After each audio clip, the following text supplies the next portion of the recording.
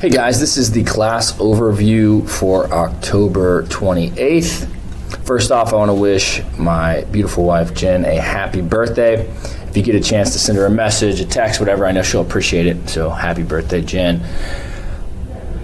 The workout today, we are going to start out with a weighted pull-up times 1 on the 2 minutes for 6 sets. I do want to try to build to a 1 rep max. For the fitness, we are going to be doing strict pull-ups, 1 to 5 reps on the 2 minutes for 6 sets. You can use a band if needed. And we want to just kind of work on the strength building of the pull-up. After that, we are going into a CrossFit benchmark of Fran.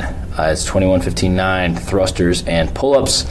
Now, if you do think your pull-ups are going to be kind of worn out or really too much pre-fatigue in this first piece, this would be the one day where I would say sandbagging the first part is okay, especially if you really want to push for a PR in Fran and the pull-ups are the limiting factor. Now, looking at this workout, we want to scale to be sub 10 minutes, and that honestly is a really long time for this workout. It's only 9 reps a minute, but I think if you're on the line of using the RX weight and doing RX reps, that's why we're going to give you 10 minutes to actually do that today. Now, a good goal is sub 5 minutes. It's a good first benchmark target, especially if you're doing kipping pull-ups and not doing butterfly. And our top target is going to be sub 2 minutes and 30 seconds. When looking at this workout, if you've done this before, you know how it feels, and it should be hard and fast. When we look at the first benchmark for a personal goal is doing this unbroken if you're close to it, right? So bare minimums, we're doing thrusters in 2 to 3 sets. We can do pull-ups and just kind of getting those done. I don't want to put a range on it because, again, you have to go do 9 reps a minute to finish under the cap if that's what you want to do. But realistically, we're doing those unbroken. And if you're on the line or you're on the fence of being able to do this unbroken and push unbroken, that is a good goal. And if you end up blowing up and you fail on the 9s, I'd say it's better to go for it today than just trying to just get the best score, because realistically, as a benchmark for athletes or people that want to be, get better at the sport of CrossFit or even pushing a higher level of CrossFit, going unbroken is a good initial benchmark, even if you have to just cycle the bar a little bit slower and transition a little bit slower.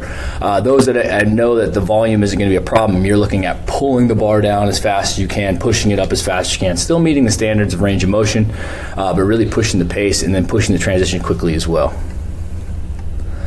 Tuesday, we are going to be doing a hang power clean. We're going to build to a 3 rep max, and this is mostly to prepare for the second piece.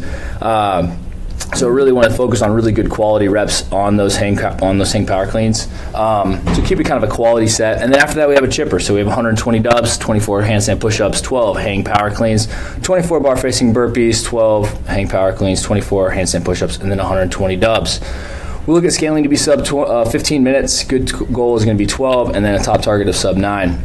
RX Plus is strict handstand push-ups and the hang power cleans at 225 and 155. Now, when we look at this workout, guys, this is one that is all about proper breaking up of the reps. You got to break the reps up early, I would say, and I would suggest, especially in the front end. As we look at this, the handstand push-ups coming second after the double unders, you're going to feel pretty good on the handstand push-ups, but this is one where we know the second half of the workout has just as many reps as the first half. We do want to think about considering doing a more strategic break of those reps, whether that be 4s, 6s, whatever, and just focusing on a short break in between.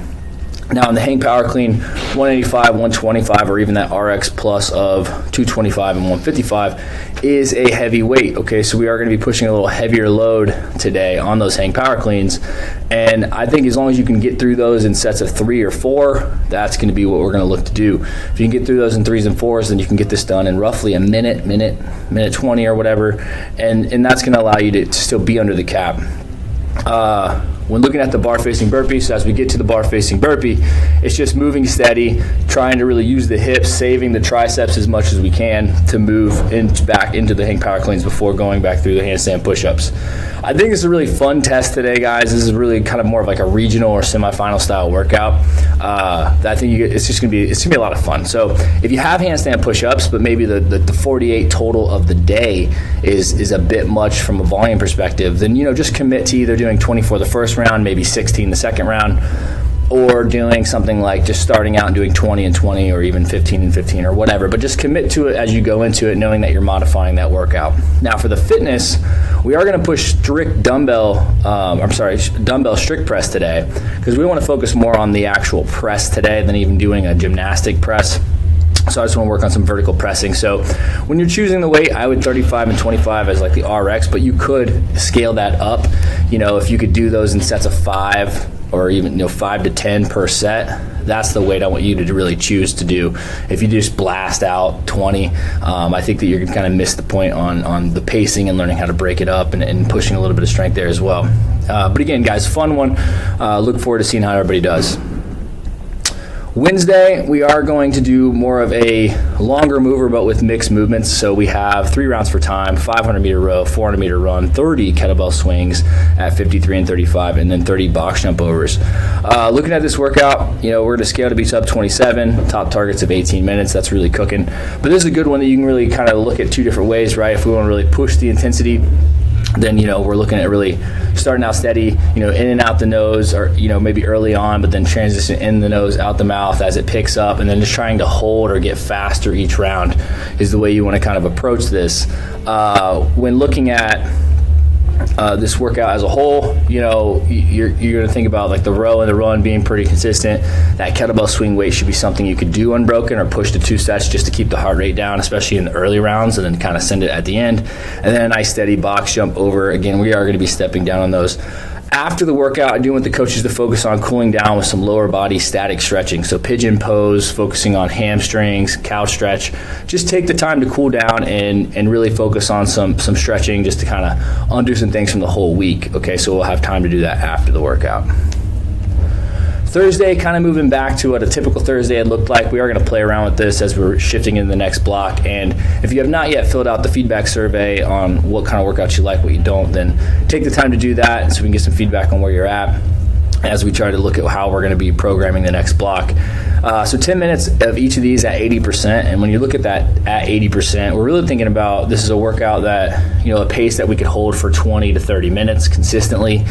So it's not 100% effort like a true 10-minute AMRAP. You just back it down a little bit and look at being the same time each round. So the first one, we have the ski and the reverse sled pull. Again, this should just be nice and steady. Then we have a bike and burpee pull-up, okay, and then it is row and farmer's carry. Some really good pairings that we like, and really this is one where we're really just like flush the system. We're doing some different movement patterns that we haven't done. Should really lead us into feeling good the next day as long as we're not pushing the intensity too high. All right, Friday, we're going to have 12 minutes to establish a 3-rep max front squat. And then after that, we're going to roll into a 15-minute EMOM, 15-second AMRAP of back squats at your 3-rep max front squat. Okay, on the next minute, we're going to do a 100-foot D-ball carry as heavy as possible. I do want you to record the back squat reps each set. And now when we're looking at this, if you are someone who has a very close front squat to back squat, which isn't normally the case, and we could look at that individually, then you're probably not going to be able to do 3-rep max, or do the back squats at your 3-rep max front squat. But for the most people, that should be a weight that you can move on the back squat pretty well.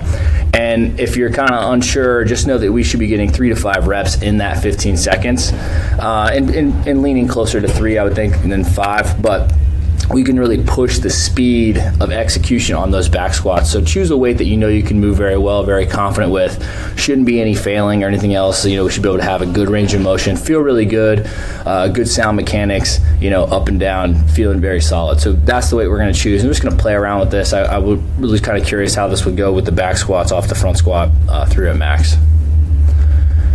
And Saturday, we are going to do a modified team Wilmot. Now, the way we're going to change this is usually it's air squats. We are going to go goblet squats for 50 reps. And then instead of ring dips, we are going to go ring push-ups. When looking at this workout, guys, depending on how hard you felt yesterday, you could even, if your legs are kind of beat up, we can scale that down to an air squat. But this weight isn't super heavy. This is really just more of a classic, push, lower body push, upper body push mover. And we're just looking at moving well, focus on your range of motion, smooth transitions, just finish out this week well.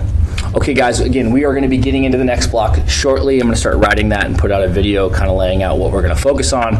If you want to have say in what that is, then please take time to fill out that feedback survey. We'll see you in the gym.